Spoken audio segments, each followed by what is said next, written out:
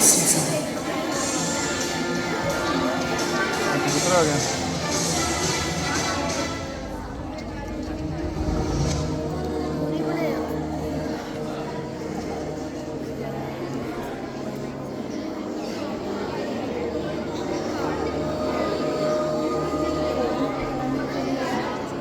ये आपका भविष्य है और ये मैं 22वीं सदी की धरती हूँ और ये हमारा आज है।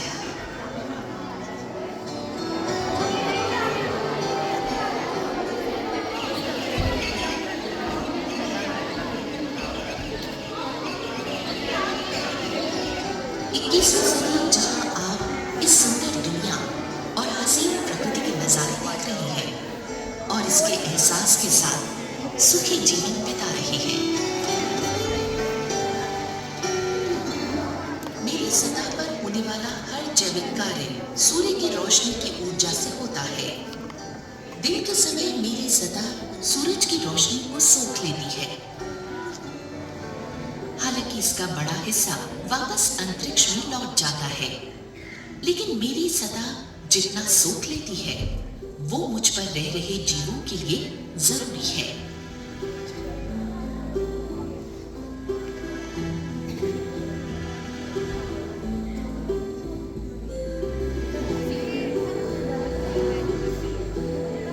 मेरे वायुमंडल में मौजूद water vapours, carbon dioxide, methane और nitrous oxide natural green house गैसें हैं जो एक कंबल की तरह काम करती हैं और सूरज से आ रही गर्मी का एक हिस्सा रोक लेती है।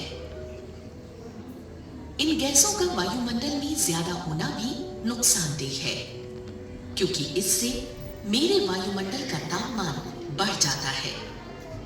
मेरे तापमान का संतुलन सूरज से आ रही गर्मी और उसे अंतरिक्ष में वापस भेजने के अनुपात पर निर्भर करता है। ग्रीन हाउस गैसें तापमान के संतुलन के लिए महत्वपूर्ण है। Water vapours, carbon dioxide, ozone, methane और nitrous oxide natural green house गैसें हैं जो मेरे तापमान को औसतन 15 डिग्री सेल्सियस पर रखते हैं। मेरी सतह पर हर जगह का तापमान अलग है। जहां दक्षिण के महादेश अंटार्कटिका में तापमान 0 से 60 डिग्री सेल्सियस नीचे चला जाता है, तो वहीं सहारा के रेगिस्तानों में ये 50 डिग्री सेल्सियस से ऊपर चला जाता है। लेकिन इन सब का औसत है तकरीबन 15 डिग्री सेल्सियस, जो जीवों, पौधों और मुझ पर रहने वाले हर जीव के जीवन के लिए बहुत अनुकूल है।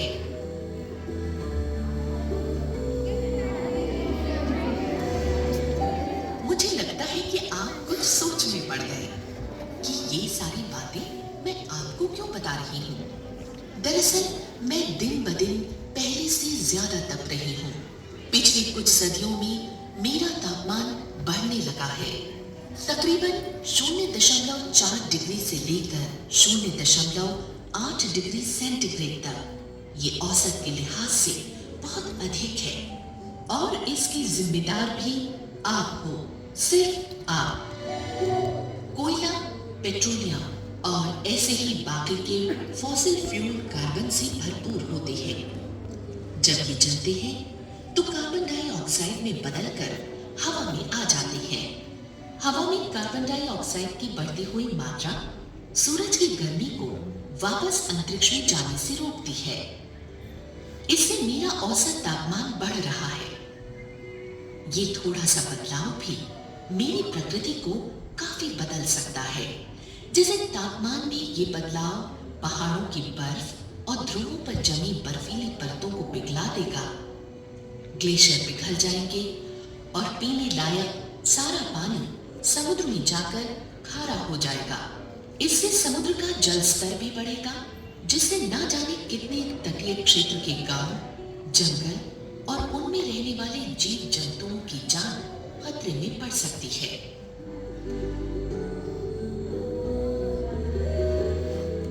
पिछले 50 साल में इंसानी आबादी 2 अरब से बढ़कर 6.5 अरब तक पहुंच गई है, जो मेरे लिए एक गंभीरता का विषय है।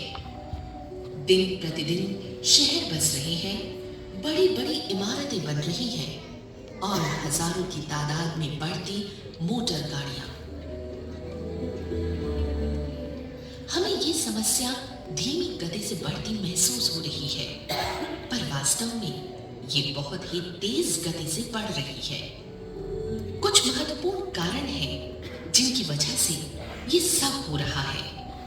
ये बड़े बड़े कारखाने और उनकी ऊंची ऊंची चिमनियों से रोज निकलता काला धुआं इस बात का प्रमाण है कि ये हमारे पर्यावरण को कितनी हानि पहुंचा रहे हैं। क्या आप जानते हो कि मुझे रात के समय जगमगाने के लिए आप कितनी बिजली का इस्तेमाल करते हो, और इस बिजली को बनाने में ना जाने कितना कोयला इस्तेमाल किया जाता है। आप जिन बड़े बड़े शहरों में रहते हैं, उन शहरों को बसाने और बड़े बड़े कारखाने लगाने के लिए ना जाने कितने ही जंगलों को काटना पड़ा है।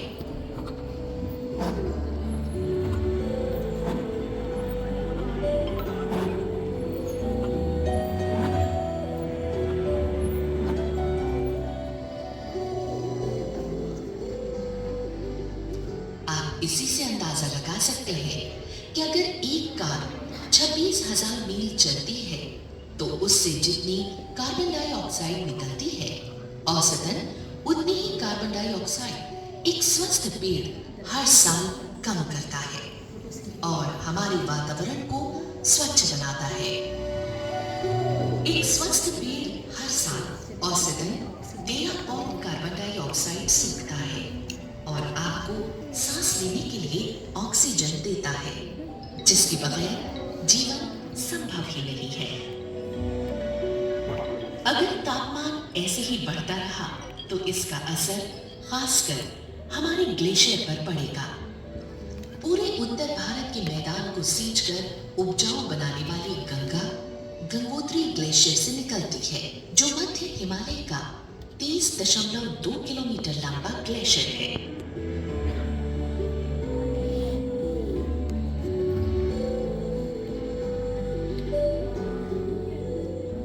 आईपीसीसी की रिपोर्ट के अनुसार 1842 से 1935 के बीच ये ग्लेशियर 7.3 मीटर प्रति वर्ष के हिसाब से कम होता गया और 1985 से 2001 तक इसके कम होने की रफ्तार 23 मीटर प्रति वर्ष है।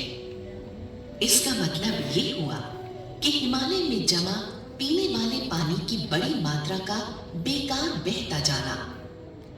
पिघलते हुए ग्लेशियर से गंगा के पानी का स्तर बढ़ जाएगा, जिससे बाढ़ आने का खतरा हो सकता है और ये गंगा के तट पर रहने वाले 4 करोड़ भारतीयों के लिए गंभीर समस्या बन सकता है। और वो दिन दूर नहीं जब ग्लेशियर खत्म हो जाएंगे। और अगर ऐसे ही ध्रुवों पर जमा बर्फ और ग्लेशियर पिघलते गए तो उससे समुद्र का जल स्तर बढ़ जाएगा। समुद्र के स्तर में ये वृद्धि समुद्री तटीय इलाकों को अपनी चपेट में ले लेगी, जिससे इन इलाकों में दुनिया भर की 30% से ज्यादा रहने वाली आबादी को खतरा है और यही खतरा हम झेल रहे हैं। उड़ीसा में करीब 350 किलोमीटर लंबी तटरेखा पर बढ़ते समुद्री जल स्तर से यहाँ के गांव समुद्र में डूब गए हैं।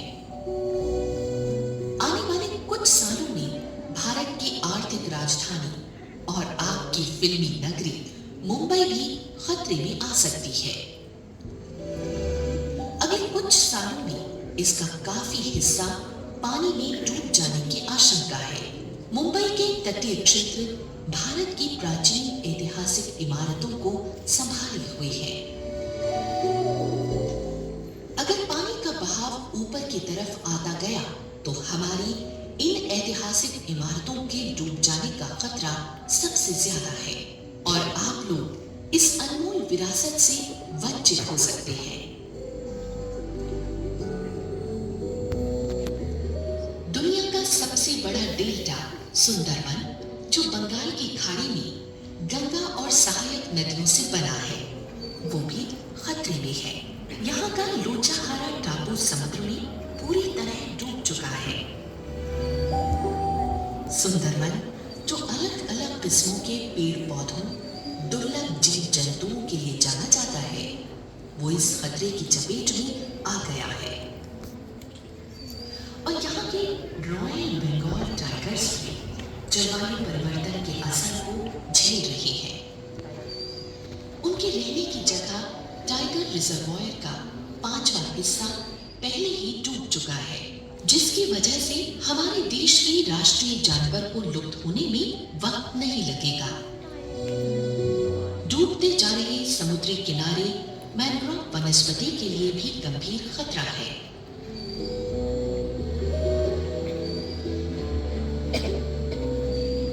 जहां पानी के बाहर की जिंदगी के खतरे की बात हो रही है, वहीं इसके विपरीत पानी में रहने वाले जीव जंतु भी जलवायु परिवर्तन के असर को महसूस कर रहे हैं। बढ़ता तापमान समुद्र की सतह में फैले मूंगा जंगलों के लिए खतरनाक साबित होगा।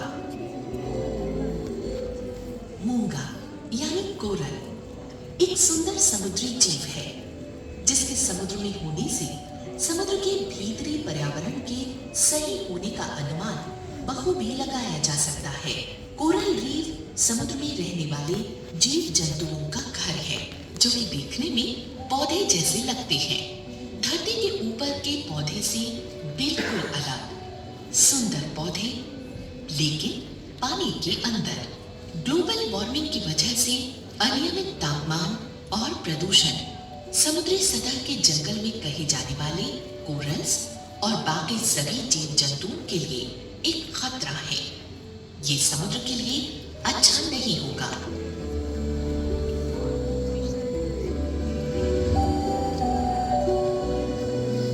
धरती पर आ रहे इस बदलाव से कितनी चीजें बदल रही है। आने वाले वक्त में संसार अनाज और खाने वाली चीजों की किल्लत को भुगत रहा होगा।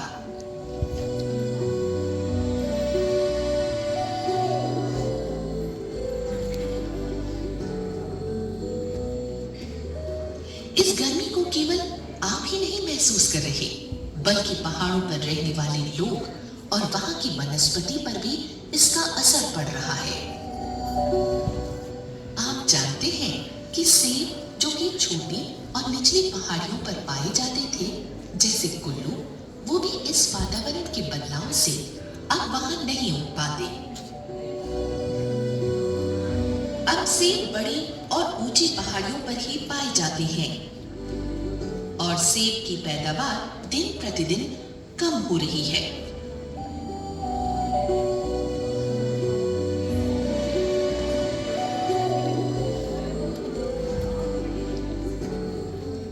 इस बदलाव का असर पहाड़ों पर ही नहीं, मैदानों पर भी पड़ा है। बारिश का पैटर्न बदल रहा है, जिससे धान की पैदावार पर असर होगा। क्लाइमेट चेंज का असर विनाशकारी होगा। मूसलाधार बारिश के मौके बढ़ते जाएंगे। मौसम का आना जाना और रूप अनिश्चित होगा। दुनिया भर में तापमान बढ़ेगा। जाड़ों का मौसम छोटा होता जाएगा। मौसमों में आने वाला ये बदलाव आपकी जिंदगी को सिरे से बदल देगा तो नहीं सकते, लेकिन इसे धीमा और कम करने में आप बहुत बड़ी भूमिका निभा सकते हैं। आपको बस अपने पर्यावरण को लेकर थोड़ा सावधान रहने की आवश्यकता है और अपनी लाइफस्टाइल में थोड़ा बदलाव लाने की भी जरूरत है। आपकी पीढ़ी बिजली और यातायात सुविधाओं के बगैर रह नहीं सकती, लेकिन आप इनके उत्पादन के तरीके में बदलाव ला सकती हैं और इसके लिए आपकी पीढ़ी के हाथों में है विज्ञान की ताकत। जैसे चमकते सूरज से दिन में सौर ऊर्जा का इस्तेमाल बिजली पैदा करने के लिए आप कर सकते हो। आपकी छत पर अगर सोलर पैनल लगा दिया जाए तो इसे पानी को भी गर्म किया जा सकता है। बहने वाली हवा में भी बहुत ऊर्जा होती है।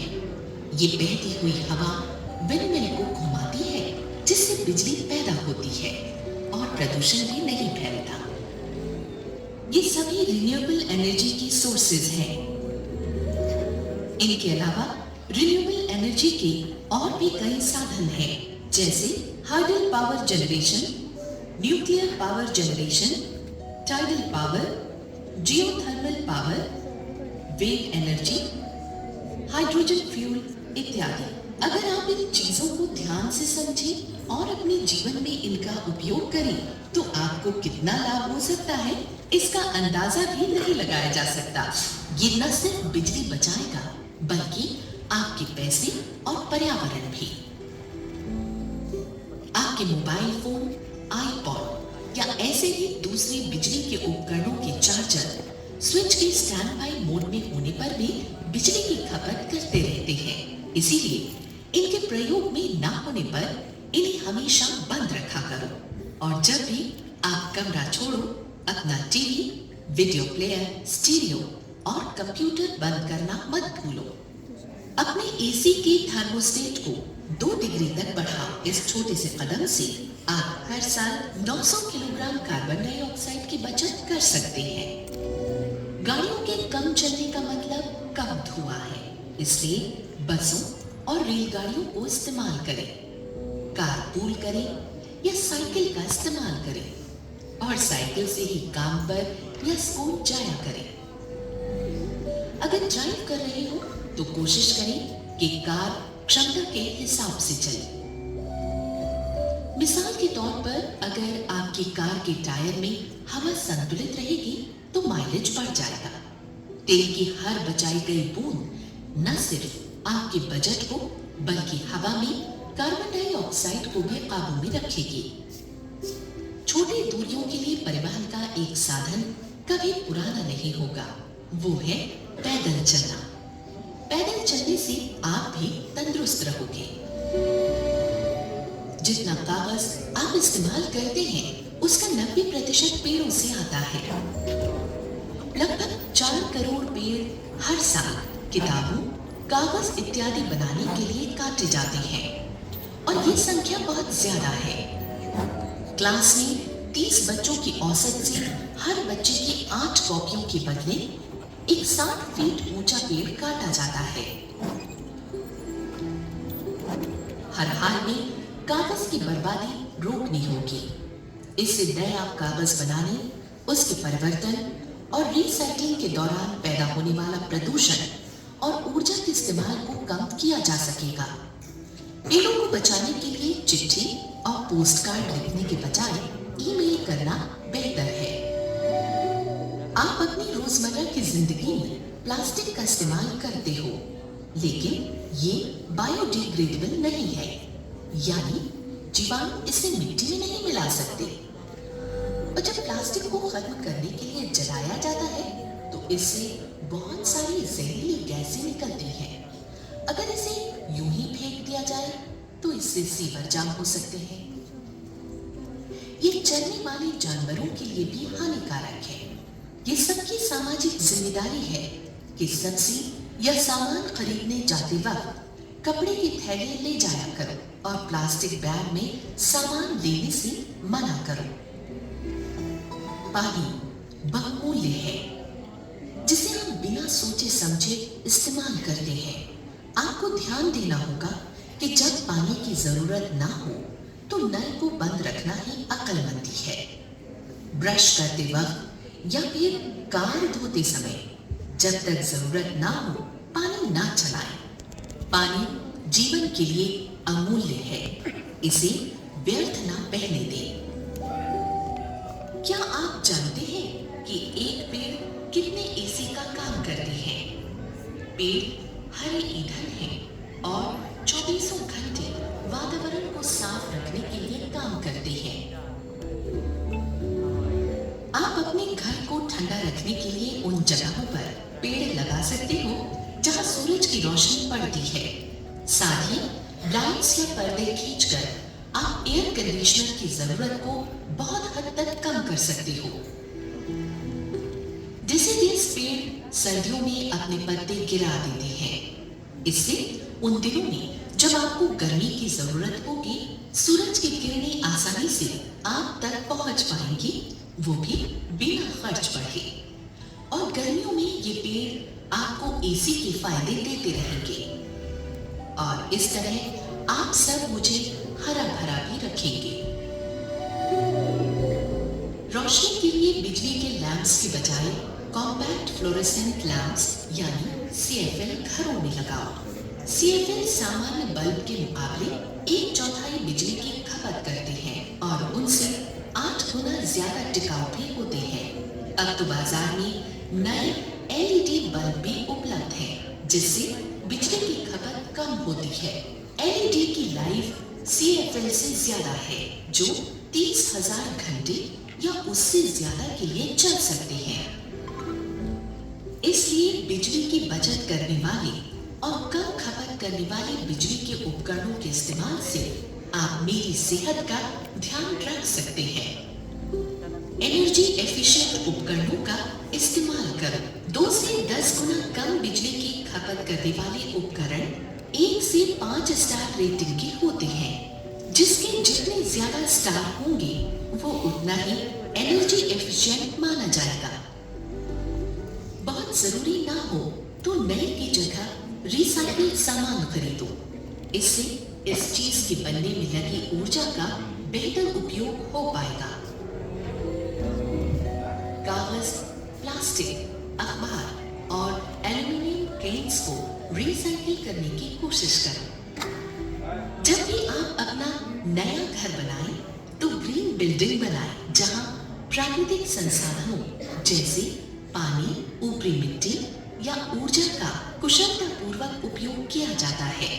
ग्रीन बिल्डिंग सूरज की रोशनी की दिशा और पानी की बचत पर केंद्रित है। वर्षा का पानी हार्वेस्ट किया जाता है, जिससे भूतल में पानी का स्तर बना रहे। घर भी इको फ्रेंडली रहेगा और बिजली की बचत भी करेगा। अगर आपने ऐसे कदम ना उठाए तो जलवायु परिवर्तन एक गंभीर खतरा है। सिर्फ आप इस खतरे को कम कर सकते हैं। सिर्फ आप। अगर अब भी होश ना आया तो हंसते फूलों को मुरझाने में देर नहीं लगेगी।